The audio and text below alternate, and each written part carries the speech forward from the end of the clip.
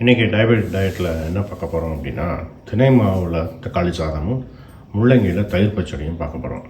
ஆமாம், மில்லட்ஸ் எல்லாமே என்னென்னா மெயினாக என்னென்னா இட்லி தோசையாக சாப்பிட்றத விட மில்லட்ஸ் வந்து அப்படி சாதமாக கிச்சடியாக எடுத்துக்கிறது பெனிஃபிட் அப்படிங்கிறேன். ஏன்னா அது வந்து எப்படின்னா இது வந்து 12 மணி நேரம் கண்டிப்பாக ஊறணும். மில்லட்ஸ் சப்போஸ் தோசை இட்லிக்குன்னா 8 மணி நேரம் அட்லீஸ்ட் ஊறிட்டு பண்ணணும். அதுலேயும் இப்போ நிறைய வியூஸ் இருக்குது. இது வந்து இப்படி அப்படின்னு அந்த சமைக்கிற விதத்தில் வந்து நிறைய டிஃபரன்ஸ் இருக்குது. பார்த்து தான் பண்ண முடியும். சும்மா வாங்கி நம்ம நார்மலாக சாதம் வடிக்கிற மாதிரி வடிக்க முடியும். அதுக்கு என்ன நான் நம்ம இடத்துல ரொம்ப மில்லட்ஸில் வந்து சாதனை ரொம்ப வடிக்கிறது இல்லை. ஆக்சுவலாக ரேராக 10 டேஸ்க்கு ஒரு வாட்டி இந்த மாதிரி மில்லட்ஸில் வந்து பண்ணுறது. என்னென்ன மில்லட்ஸ் வந்து ஒரு 3 hours ஊற வச்சிருவேன். எந்த மில்லட்ஸ் யூஸ் பண்ணாலும் தினை வரகு எதுனாலும் ஒரு 3 hours ஊற வச்சுட்டு அப்புறம் அதில் வந்து உப்புமா பொங்கல் தக்காளி சாதம் வெஜிடபிள் பிரியாணி அப்படி ஏதாவது பண்ணுறது. தோசை இட்லிக்கு போடுற வந்தால் கூட நைட் ஃபுல்லாக ஊற வச்சுட்டு அரைச்சிட்டு அப்புறம் மாவு புளிக்க வைக்கிறது கூட திருப்பி ஒரு 8 hours பண்ணிட்டு தான் பண்ணுறேன். என்னென்னா வேற ஒன்று மெயின் ப்ராப்ளம் வராது, இன்டைஜஷன் ப்ராப்ளம் வந்துடும்.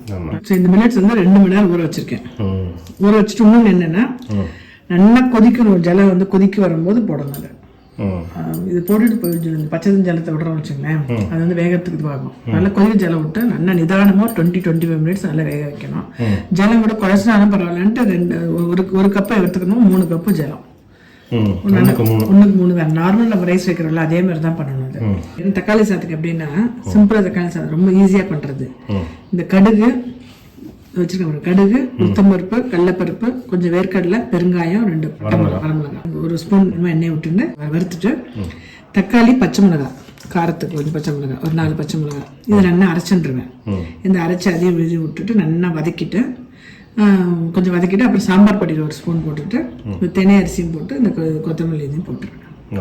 சிம்பிளான தக்காளி சாதம். அதுக்கு தொட்டுக்கிறது வந்து இன்னைக்கு என்னன்னா முள்ளங்கி தயிர் பச்சடி. முள்ளங்கி இருக்கு இல்லையா, முள்ளங்கி நல்லா சீச்சுட்டு 2 பச்சை மிளகாய் நல்லா வதக்கிட்டு உப்பு போட்டு கெட்டி தயிரை விட்டு தொட்டுக்கிறதுக்கு சாதம் தயிர் பச்சடி. ஆமாம், சூப்பர். கடவுள் தூள் கடலைப்பருப்பு வேர்க்கடலை 2 மிளகாய் கருவேப்பிலை பெருங்காயம் வெடிக்கட்டும். அதுக்குள்ளே தக்காளி அரைச்சிக்கிறேன். நான் தக்காளி அரைச்சி விட்டுறேன். உப்பு மஞ்சள் போட்டுறேன். நான் இந்த கப்பில் வந்து எடுத்தேன் 3/4 கப்பு தனி அரிசி. சரி, 3 டம்ளர் இதில் விட்டுறேன். ஜலம் இந்த மில்லட் பண்ணாலும் நல்லா தரத்தரம் கொதிக்கும் போது தான் அது போடணும்.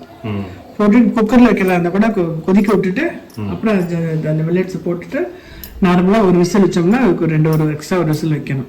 நல்லா வேகணும். வேகிறதுக்கு வந்து டைம் ஆகும் மில்லட்ஸ் வேகிறதுக்கு. அது ஒன்று தான் பார்த்துக்கணும்.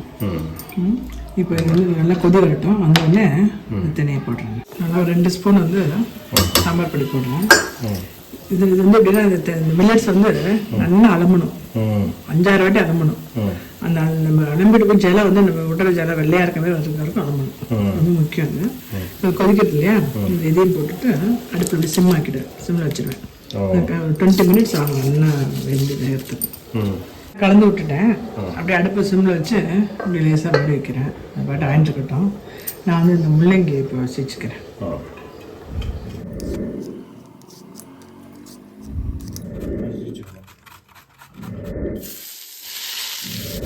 சத்து அடங்குறது நல்லா வதக்கணும். குழஞ்சிருமா?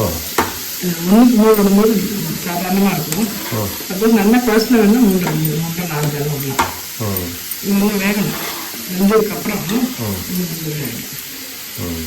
குழஞ்சதுன்னா நம்ம தக்காளி சாதம் பதிலாக தக்காளி பொங்கல்னு சொல்லிடலாம்.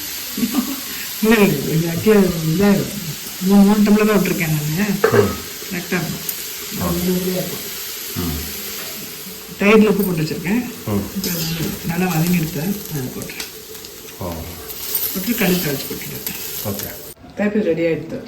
முள்ளங்கி நல்லா சீச்சுட்டு பச்சை மிளகா முள்ளங்கி நல்லா 1 ஸ்பூன் எண்ணெய் விட்டு நல்லா வதக்கிட்டு தயிரில் போட்டு இப்போ கடுகும் மிளகா இது கருவேப்பிலையும் தாளிச்சு போட்டுருக்கேன்.